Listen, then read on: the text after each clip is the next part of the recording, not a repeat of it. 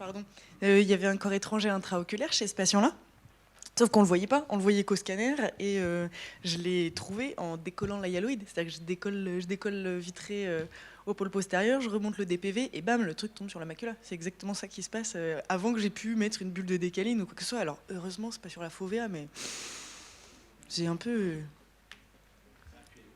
Oui. Bon, c'était... Donc là, en fait, oui, l'autre blague, c'est que j'ai pensé à filmer une fois qu'il venait de tomber.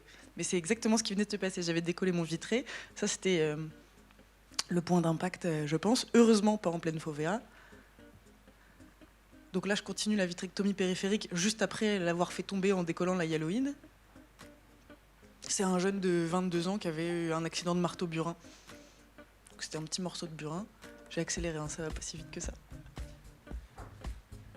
En système grand champ, pardon.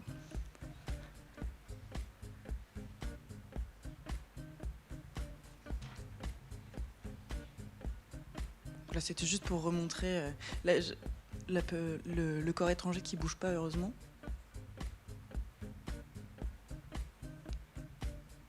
Là, j'ai fait juste de l'endolaser focal sur le point d'impact. Je voyais pas de trou évident, mais je sentais pas de laisser la zone comme ça sans aucune pexie.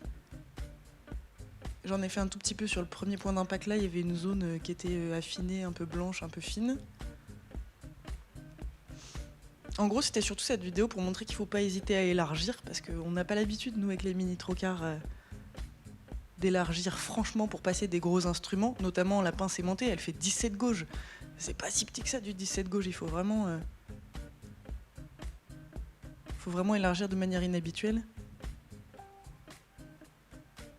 Nettoyer le vitré qui dépasse.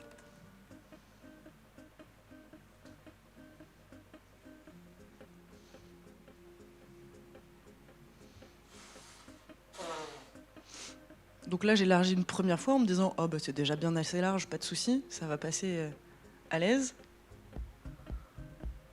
Je suis gauchère, donc je voulais sortir la sclérotomie du côté gauche. Là, j'ai sortir le corps étranger par la sclérotomie gauche. Là, je fais plutôt un petit refend pour que ça fasse une ouverture en forme de T et pouvoir sortir. Le truc était relativement épais, plus que l'aiguille d'Alexandre, mais moins long. Là, j'essaie de rentrer l'électroaimant en me disant j'ai bien assez élargi. En fait, pas du tout. Ça rentre pas, il faut élargir de nouveau. J'aurais pu le faire en un temps. J'avais pas osé élargir assez. C'est quand même galère à rentrer dans l'œil, ce truc-là. Eh ouais, et que c'est ça.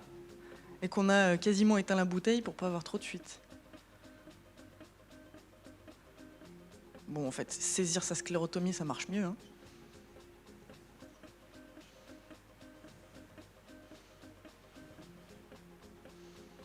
Donc là... En fait, c'est étrange parce qu'il faut et être stable et appuyer sur la pince un peu comme une grille à beurre pour sortir l'électroaimant.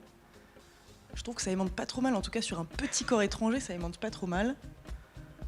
Je pouvais pas le remonter en chambre antérieure parce que le patient avait été opéré la semaine d'avant de sa cataracte traumatique au CHU, mais il n'y avait pas eu le retrait du corps étranger intraoculaire.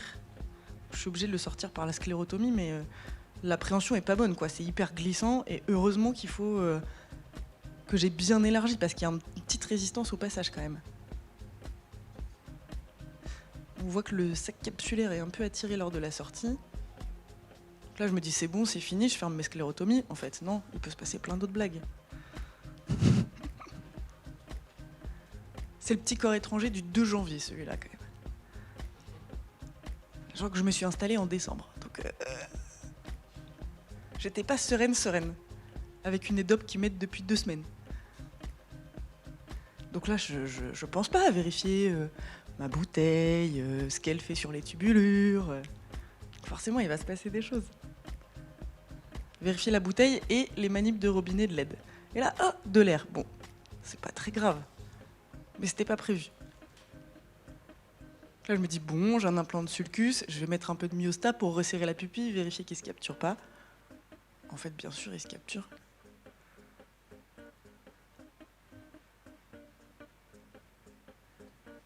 Là, c'est pas accéléré, c'est un peu long, du coup. Ah, là, il y a toujours de l'air, je suis pas allée le chercher.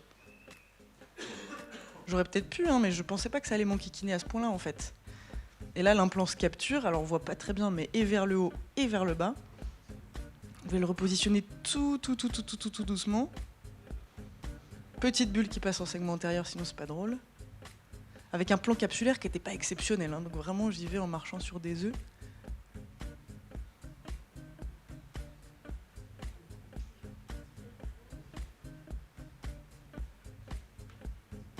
Bon, et finalement ça passe. J'ai pas eu d'autres mésaventures pour ce petit corps étranger du 2 janvier. Non, je l'ai laissé, la bulle d'air. Finalement, elle m'a donné un tonus correct, et puis j'ai fermé la conjonctive. Et là, je fais une injection caronculaire d'un petit mélange cocktail anti-molotov. C'est de la bêta-méthasone retard que je purge comme quand on fait avec le Kenacort, et je la reconstitue à la Dexa. Comme ça fait un pouvoir anti-inflammatoire très ponctuel pour la Dexa à 48 heures, et ça couvre un peu le post-op pour la bêta-méthasone retard. Comme on est psychorigide, je vérifie 2 fois le tonus, ce qui ne sert à rien. Bon, et finalement, ce patient-là a seulement 2 mois et demi de recul, a récupéré 10 P2 et n'a pas décollé pour l'instant.